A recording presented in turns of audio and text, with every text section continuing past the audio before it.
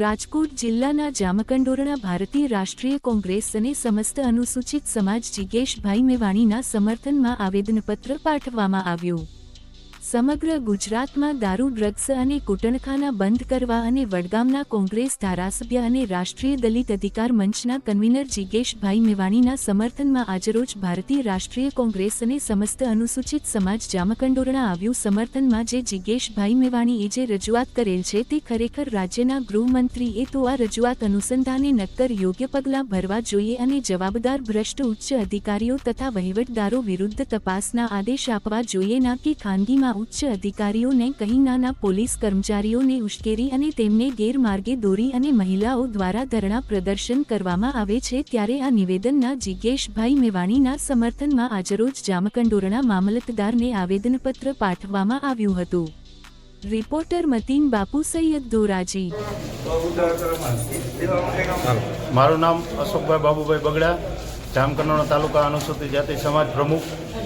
આજરોજ અમે મામલતદાર સાહેબને જે જિજ્ઞેશભાઈ વિરુદ્ધ જે ષડયંત્ર કરવામાં આવ્યું છે, હું કોંગ્રેસ પ્રમુખ જામકંડોરણા તાલુકા કોંગ્રેસ પ્રમુખ ગોહિલ કિરીટસિંહ આજ રોજ જામકંડોરણા મુકામે વડગામના ધારાસભ્ય શ્રી જિજ્ઞેશભાઈ મેવાણીના સમર્થનમાં અત્યારે જામકંડોરણા મામલતદાર કચેરીએ આવા ભ્રષ્ટ અધિકારીઓ સામે સખત કાર્યવાહી કરવા, દારૂ ડ્રગ્સ જેવા ધંધાઓ સમાજને નુકસાન કરતા અને ગુમરાહ કરતા આવા બુટલેગરોને પકડી અને હંમેશા જે કાર્યક્રમ છે જિજ્ઞેશભાઈના સમર્થનમાં હવે જન આક્રોશ રેલી કોંગ્રેસ પાર્ટી કાઢી રહી હોય ત્યારે જિજ્ઞેશભાઈને ફરિયાદ મળતા વડગામમાં પોલીસ સ્ટેશને પોતાની સત્યની અને હકીકતની લડાઈ માટે એક નેતા તરીકે ધારદાર રજૂઆત પોલીસને આપતા હવે આ સત્તાધારી લોકોના નેતાઓ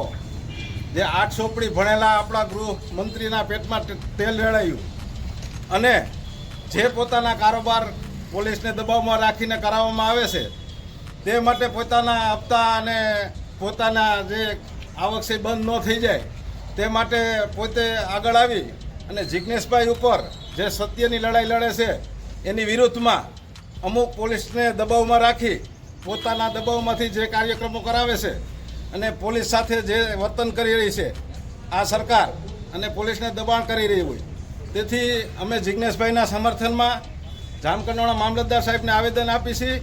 ભાઈ, આ બધા લોકોને ખબર છે કે ગલીએ ગલીએ દારૂ વેચાય છે। આપણા કંડોરણામાં ભાઈ વેચાય છે દારૂ કે નથી વેચાય? આપણા કંડોરણામાં ગલીએ ગલીએ દારૂ વેચાય છે। આમાં પોલીસનો વાંક નથી।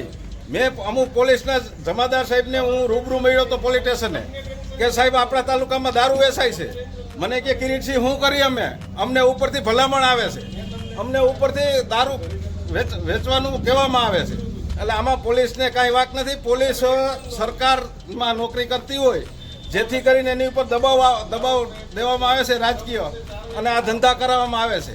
હવે આપણા તાલુકાના વિકાસની તમને ખબર છે કે ઉદ્યોગ બહુ છે મોટા બધા, એટલે લગભગ બધા નોકરિયાતો હોય એટલે એને કાંઈ ધંધાની જરૂર ન હોય। હવે આ રાજકીય માણસોને આ બધાને હાંસવી રાખવા માટે, આ બધાને પોતાની પાસે રાખવા માટે આવા ધંધા કરાવે છે જે ન કરવા, જેથી તાલુકામાં ખૂબ મોટી